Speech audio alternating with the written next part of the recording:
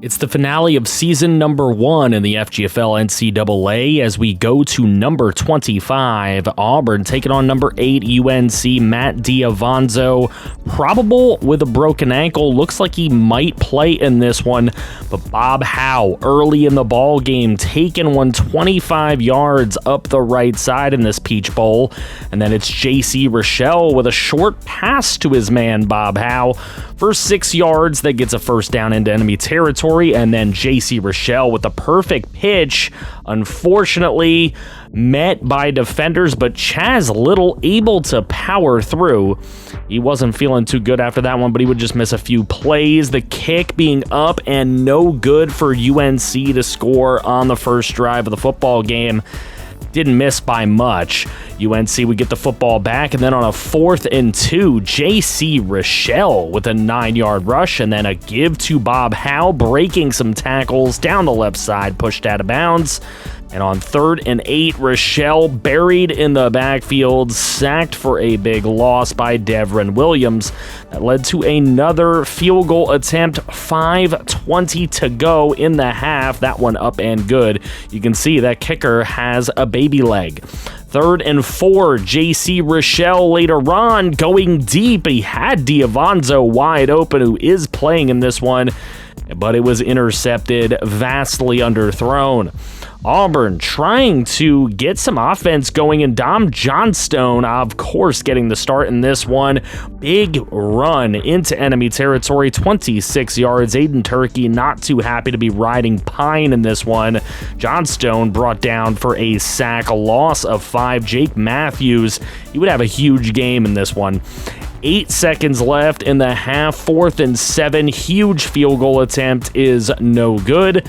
So North Carolina took a 3-0 lead into the tunnel at half. Coming outside the other end, Kyle Washington, 10-yard grab for a first down, and then 2nd and 8. Big run up the middle for Bob Howe. That one went for 10 yards. 2nd and 7. J.C. Rochelle looking and throwing deep to the end zone, but he was intercepted as Auburn took over at their own 20. They couldn't get anything going, and UNC would be back. 3rd and 1. That one should have been intercepted as well by Clinton Brown, who had an interception already in this one. But it would be the ball back for Auburn, but they would give it up. A cough up by Dom Johnstone, and UNC with it in business. 3rd and 5 in the Chick-fil-A Peach Bowl, and J.C. Rochelle is picked off in the end zone. Exactly what you didn't want to do if you're J.C. Rochelle. He had a lot of eyes on him this season, but this bowl game might be opening some of those eyes. There's 3. It's still 3-0, and Ken Williams with a nice 10-yard reception as Dom Johnstone really trying to put some pressure on the Tar Heels.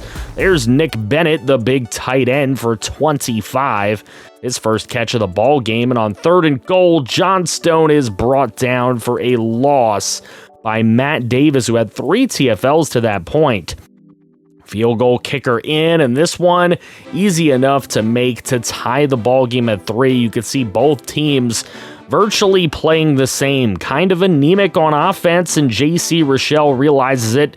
He's trying to kick up his offense here. 11 yards on that run, and then the play fake, short little throw, of course, to his favorite target, Bob Howe.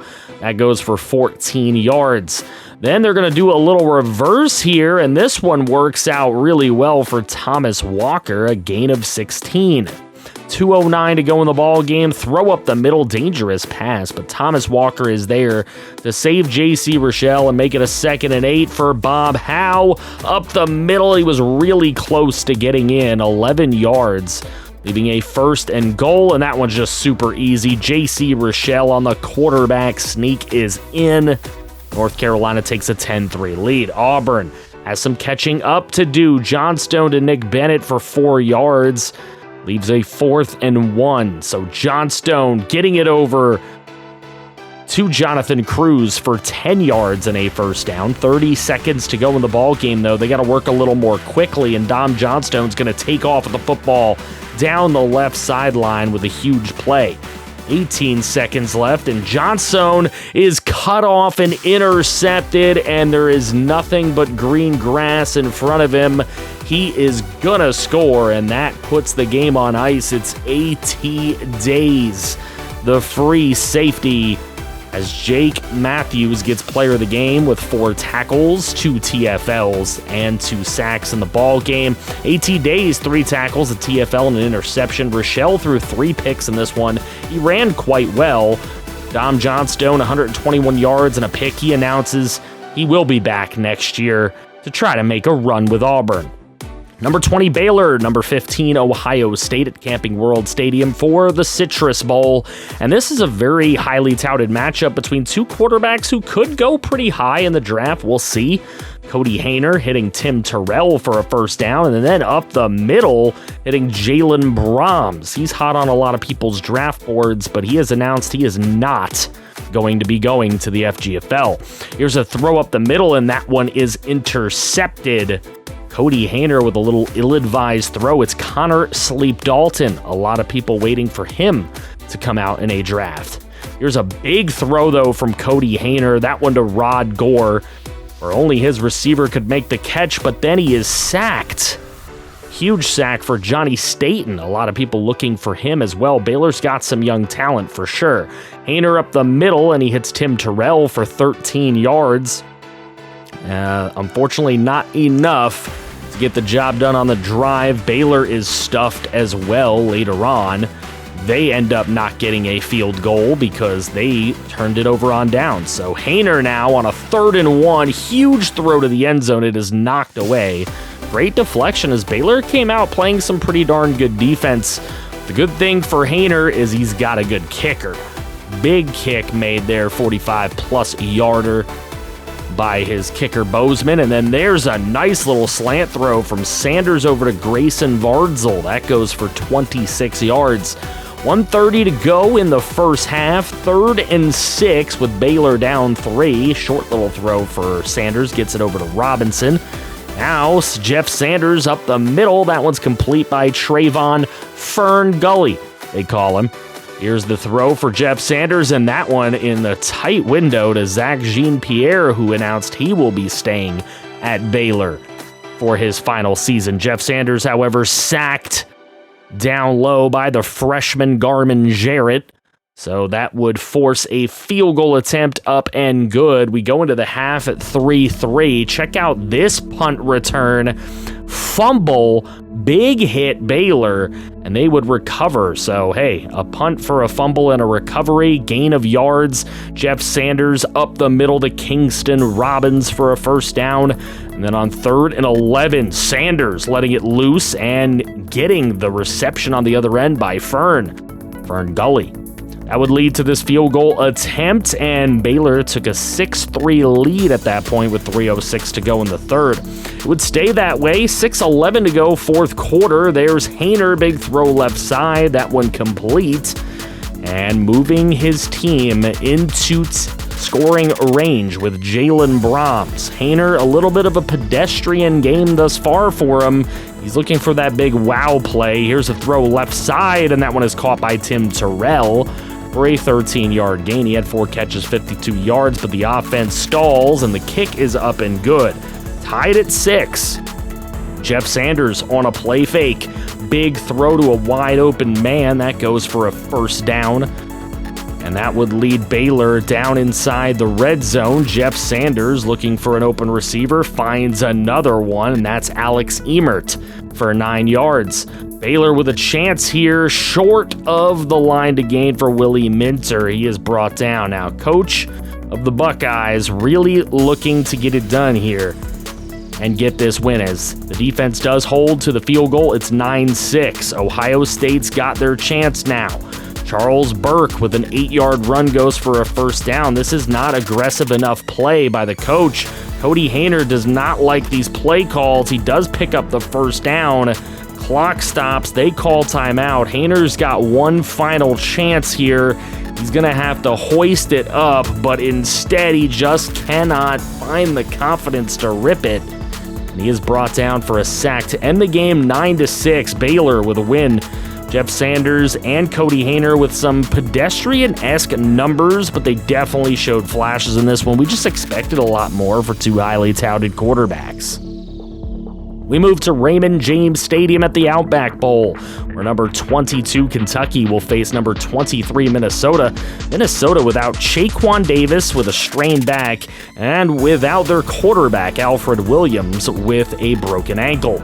Justin Washington might be breaking some ankles in this game. Josh Harris with a big sack of him. 3rd and inches for the Golden Gophers, and they're able to pick it up for not just the pickup, but a big 12-yard reception to get them into scoring range here. 3rd and inches, the backup quarterback, Jordan Cannella, with a 9-yard rush. The Golden Gopher loves that.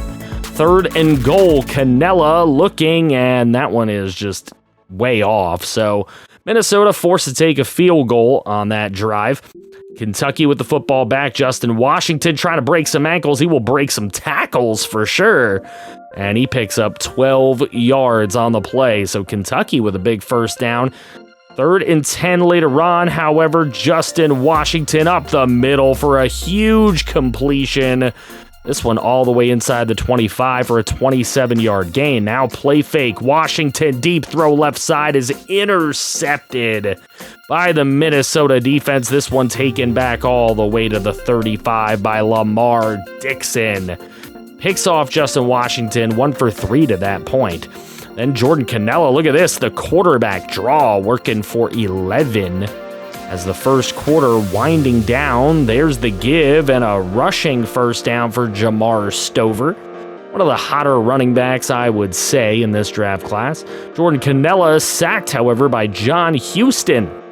So Minnesota, last play of the first quarter on a 2nd and 16, Cannella just takes it right in the face. And that is a big sack for Dante Richardson. 4th and 2, Minnesota putting up a field goal try, and that one is not even close, missed, but they still hold a 3-0 lead later on with the football back. 1:04 to go in the first half. A huge run by Jamar Stover, 24 yards.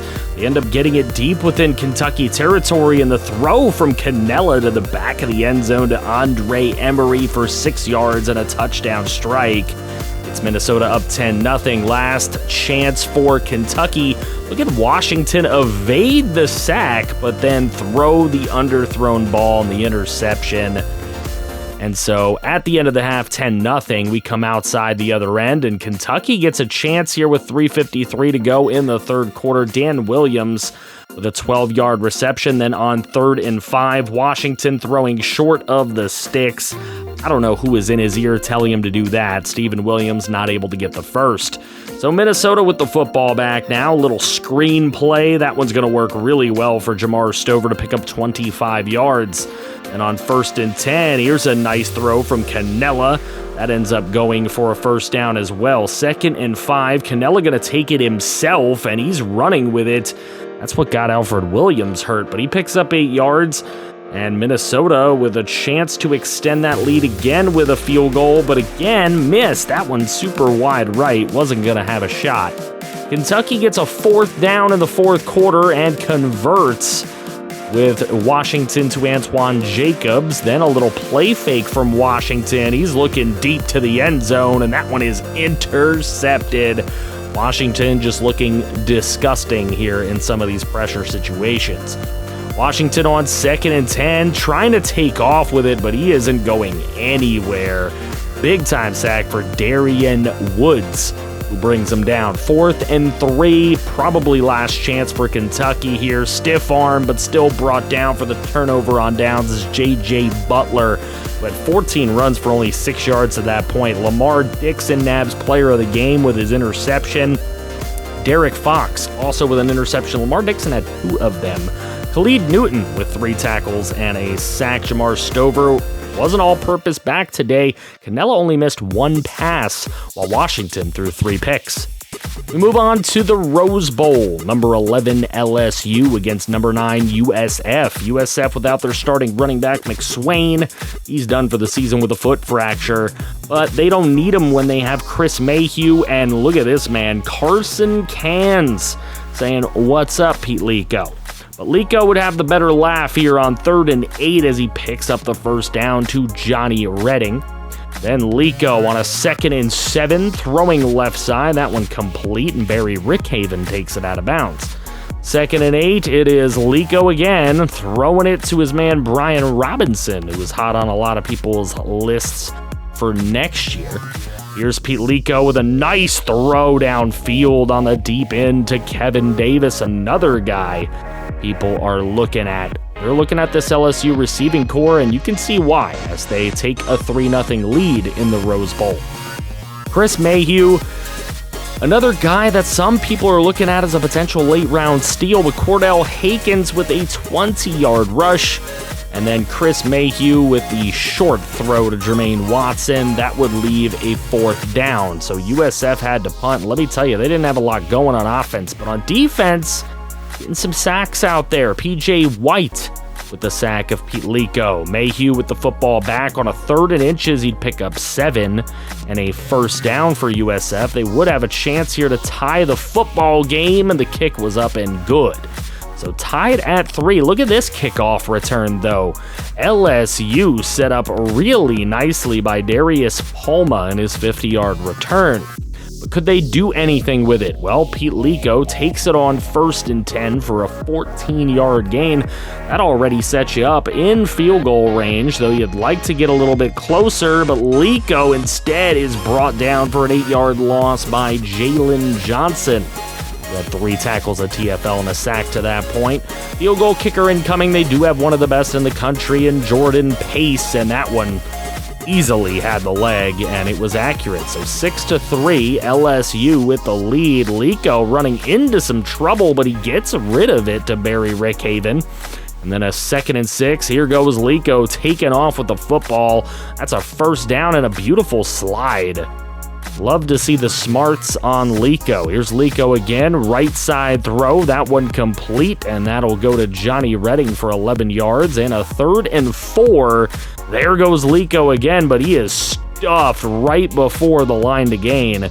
7 runs, 18 yards, but it's okay. Jordan Pace just puts it up for a 9-3 lead at the half. Coming out of the half, LSU with the football right away, and Lico gets to the tight end David Harris for a gain of 17. Jordan Pace with a long field goal here, and he nails that thing from a mile out. 12-3, LSU with the lead, and then Lico, there's the arm we were looking to see. Big time touchdown throw to Brian Robinson to extend the lead. Lico only missing 2 passes to that point. Going to go for 2, LSU, and Robinson picks it up for the 2-point conversion, a 20-3 score. Last play of the 3rd quarter is a 1st down throw from Lico to Rickhaven. We flip sides, and on 3rd and 9, it's a little screen play to Justice Toomer, who does not pick up the line to gain, but Jordan Pace, again, is just excellent. Big-time play for him, and it really wasn't a game at that point. USF had no chance, but look at this. Tipped all over the place. A tip drill interception. Marcus Levengood. Right place, right time, I think RSV would say there.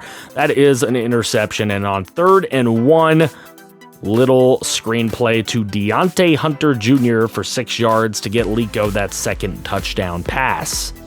5:32 to go, USF in some desperation, and Chris Mayhew is intercepted again.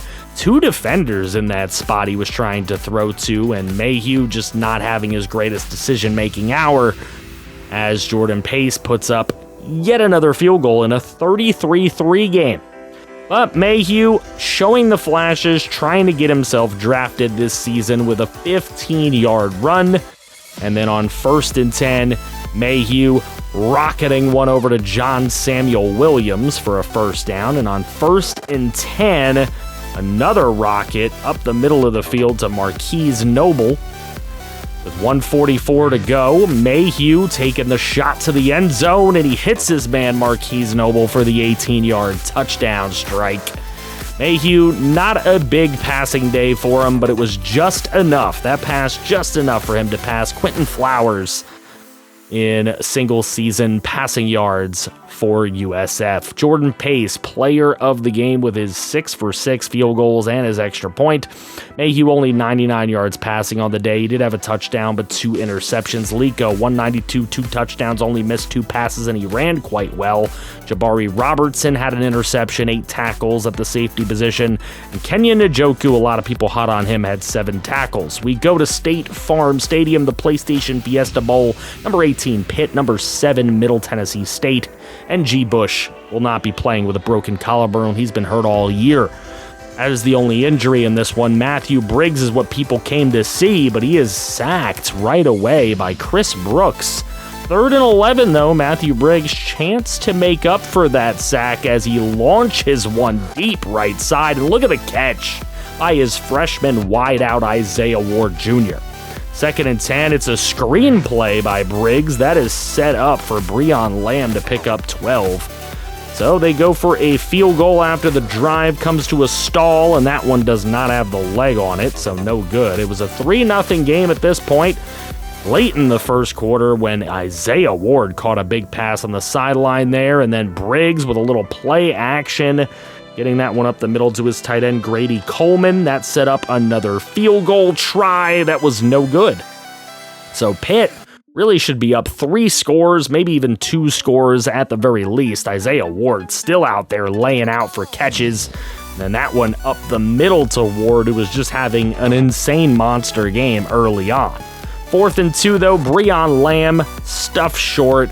They didn't trust their kicker after all the mistakes he's made, and they didn't end up trusting their offense either. There's a nice 22-yard pass, and then another one up the middle here to Grady Coleman for 15. They got to get the football in the end zone, get some of these points back. There's Isaiah Ward for the touchdown from Matthew Briggs, and that'll help. Look at Matthew Briggs in the first half, 242 yards passing. Insane numbers. Here's Briggs late in the first half, and he's able to get the 50-yard Hail Mary with no time on the clock. Unbelievable throw from Briggs. 17-zip Pitt at the break. Middle Tennessee, we haven't shown much of them. They haven't done a lot. There's a 17-yard run and then a nice 17-yard pass to Kirill Moore. That would give them this field goal opportunity, which would go through the upright. So their first points of the game would not be a shutout. 4:56 to go in the third quarter. Matthew Briggs has literally all day back there to find Isaiah Ward Jr., who just, again, monster game from him. Here's Briggs up the middle, finally finding TJ Basham Jr., who's the receiver up for draft this year. And they would hit a pretty nice field goal there. Field goal kicker happy about it, getting a little bit of that confidence back. Joseph Campbell, he's had a rough day, and Joey Bridgegad makes sure of it with a sack there. 2nd and 10, Briggs with it. He's got to run with it. There was nobody there to hand the ball off to, and he fumbles the football back to Middle Tennessee. They're happy about it because they're still in this ball game. 30 seconds left third quarter, though. Joseph Campbell is just swarmed by a load of yellow jerseys. And it'll be 20-3. Campbell trying to make up for it. Nice screenplay. Gets it away under pressure to Trayshawn Robinson, who, by the way, is the single-season yardage leader for Middle Tennessee State. He broke some records this year we'll let you know about. 30 of 39 for Matthew Briggs. 355 yards, a couple touchdowns. He's going to be hot next year. A lot of people are going to be looking for him. Joseph Campbell, 20 of 30 for 155. I don't know that he's going to be a very high draft pick. Trayshawn Robertson actually had a pretty mediocre game in this one. Royal Deuce was nice at right outside linebacker for Middle Tennessee.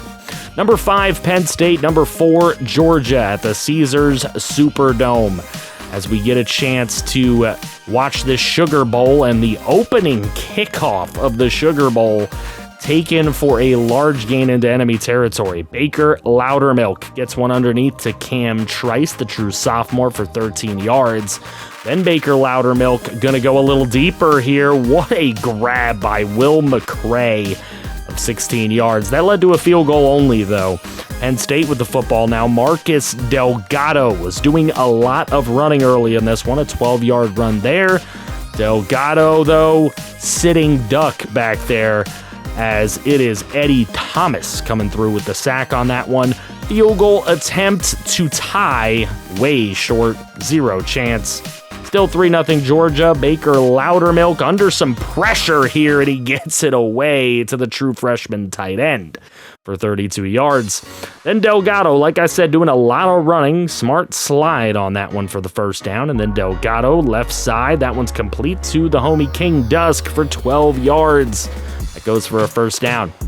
3:05 to go in the half. Delgado trying to run, and he is sacked for a loss of 7. It's Cyrus Wells, one of our early entrants. He is coming to the FGFL. Justin Reyna with a 5-yard run. Unfortunately, Marcus Delgado hurt on the play, and he would not come back. It is Jake Steelhammer who gets the 10-yard touchdown throw for his first pass of the day. He gets it over to King Dusk. So 9-7 is the score when Cam Trice makes a nice 16-yard grab, and then Baker Loudermilk wide open. Jake Parker, nobody there to stop him. Shades of Brock Bowers, this man is. He's a true freshman. It is insane. 53 seconds to go first half. Big throw from Steelhammer to Charles Wilson for a first down. 33 seconds. There goes Steelhammer. He's brought down for a technical sack by Scotty Dunlap. That was his first tackle, TFL and sack of the day. And then look at this one. Steelhammer brought down for a loss of 7 by Cyrus Wells. So Baker Loudermilk coming out of the half as Penn State gets nothing there. Jake Parker, 21 yards, and it led to a Zeke Collins 4-yard touchdown run. Last play of the third quarter, it's Steelhammer going up to the left side and intercepted.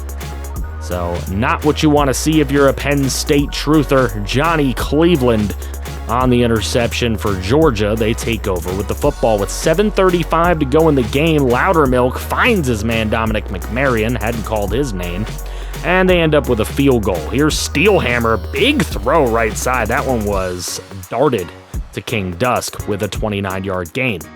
1st and 10, darted again, left side. That one complete. Unfortunately, his receiver just didn't have the speed to get away. Andy Bishop, 4 catches, 57 yards to that point. Steelhammer takes it in himself.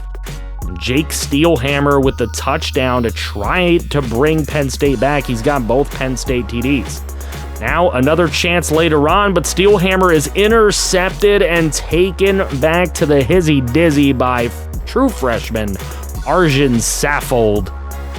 And that puts Georgia up by 20, but Steelhammer does get a touchdown later to Charles Wilson, an 11-yard touchdown.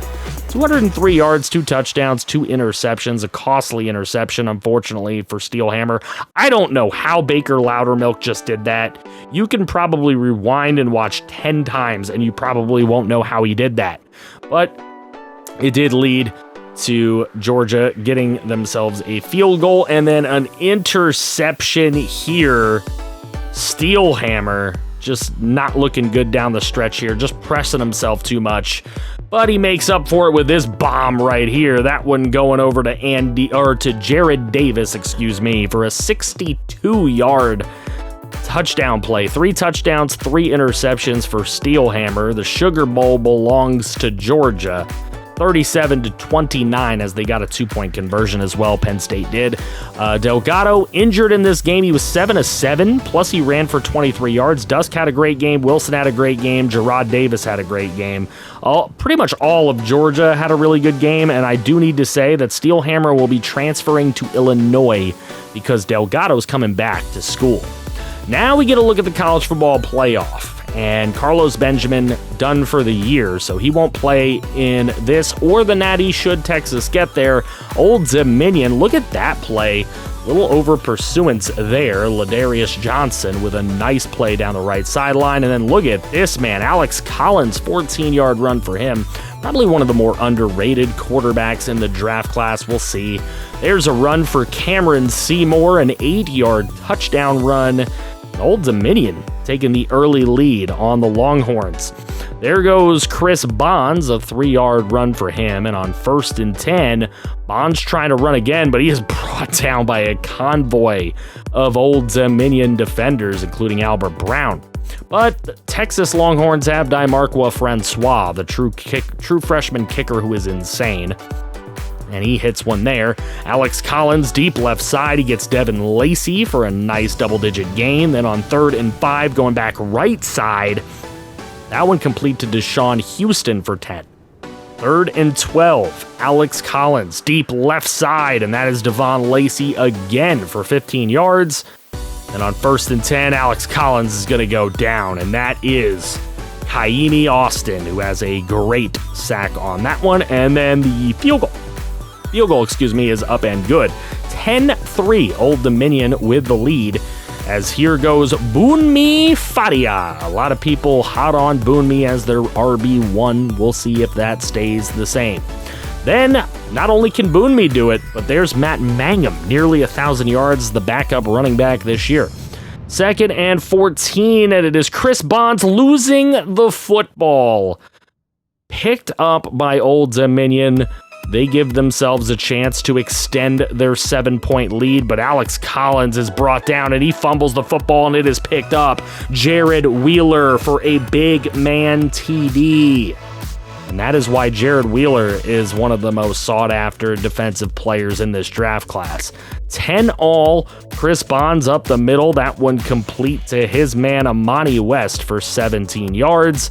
And then Bonds up the middle again. That one complete to Brandon Spencer, who is in this draft class, for a 12-yard reception.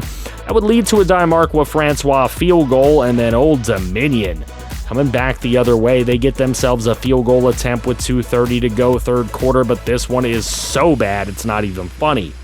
No good. Texas takes over. Some miscues from ODU on this one. You don't want to make miscues against the bigger school, and there goes Chris Bonds, and this is why a lot of people are hot on his trails, but he has announced he is coming back to Texas next year. Chris Bonds with a huge run. 16-10 with the Dimarqua Francois field goal, and then Texas with the football again. Another nice throw from Bonds to lead to another Francois field goal, and then this interception by Alex Collins. That is just ill timing on the interception. That one goes to the middle linebacker, Isaac Davis. So that would lead to a Chris Bonds touchdown pass, as Bonds goes 3 for 3 on that drive, 17 yards. But Alex Collins driving the other way. This one thrown up the middle. 1st down. Collins trying to bring Old Dominion back. He throws the touchdown pass to his tight end, Mac Parrish. Mac Parrish gets it within 1 score. So 25-16. Actually, they try to go for 2 and they don't get it. So they need the onside kick. They do get the onside kick. It won't matter because they're 9 points down. If they had just taken the extra point, they'd be in this game, and that should have been a catch by Alex Collins to his receiver. Here's Alex Collins. He gets another chance. That one is falling harmlessly to the ground despite pinballing between everybody. So he gets a 3rd chance, and this one is deep and intercepted. So no good. Old Dominion falling short. They made too many mistakes. Thankfully, this penalty for Texas was not a pass interference call. It was a face mask call on Parks Pfister. Dimarqua Francois gets player of the game, 4 for 4 on his field goals with a long of 49. Boonmi Faria with 44 yards. Bonds only threw for 91. He only missed 1 pass, though. He did run for 125 yards. Alex Collins threw for 254 with a touchdown, but he did have 2 costly interceptions. We move to the second semifinal playoff game. Number 4 UCLA, number 1 Florida State. UCLA will be without defensive tackle Travis Alford. As we take a look at the highlights. 3rd and 11, it's Dexter Moss with a huge throw downfield to Hayden Gilson. That set up a field goal. Florida State with a 3-0 lead. The other quarterback everybody looking at, David James, with a big pass up the middle to KJ Betch Jr. for over 30 yards. That led to a tying field goal. Here's Dexter Moss just letting it loose early in this football game, and Donovan Quincy for a 54-yard touchdown catch. 98 yards early for Dexter Moss. Now here goes David James on a run. Nice little change of direction there for him, a 9-yard run. That would lead to another UCLA field goal. Here's Dexter Moss. Nice throw underneath to Cameron Timmons With 2:50 to go in the first half, Moss, a little play fake. Moss going to take it himself, and Dexter Moss into the end zone, untouched until he got there. Huge touchdown, taking a 17-6 lead. UCLA only been able to get field goals up until this point. David James with a huge run up the middle, bowling over some defenders for a gain of 16. Now David James going to try to do that again, but he is brought down. Wasn't getting by big old Alec Gauchke. So now here's David James again, and James going to launch one downfield, but that one's going to knock and be a turnover on downs, but it doesn't matter. It's the end of the half. 17-6 at halftime. Here comes Florida State with it in the first drive of the second half. Julius Bailey with a 17-yard rush. And Dexter Moss with a little throw, but it's cut off and intercepted. This one going the other way. Dexter Moss scoring a touchdown for UCLA by giving it right to Seth Anderson and the UCLA defense. So Dexter Moss, 7-13 with 127 and a touchdown and a pick to that point, a pick six no less. Moss with a perfect pitch, however, and look at the broken tackle here. Robert Randall, the backup running back, with a 14-yard gain. That led to an FSU field goal, 20-13, just a touchdown down for UCLA. David James out here breaking tackles with a brilliant run. 2nd and 14, here's David James again. Nice throw up the middle, big play, 20 yards to Steven Alexander. It's going to give him a chance with 5:52 to go. David James trying to run it, but he is sacked for a loss of 4 yards, and again, it's big old Alec Gauchke. So 1st and 10 for Florida State as UCLA gets the field goal there. It's a 4-point football game.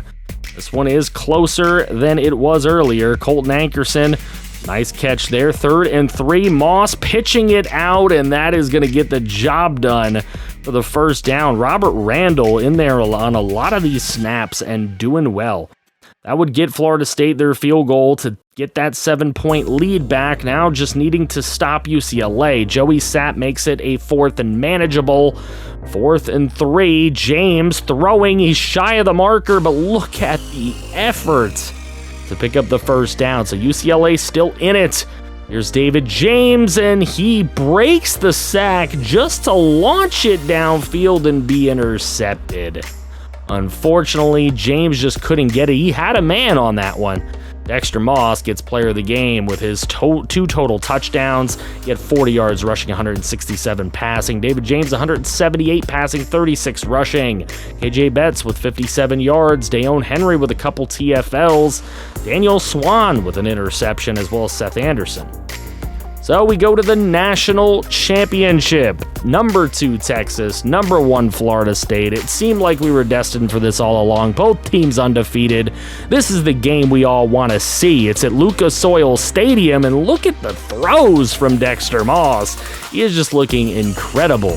That one going to Cameron Thomas. Here's Dexter Moss getting the screenplay off as Julius Bailey taking it for 22.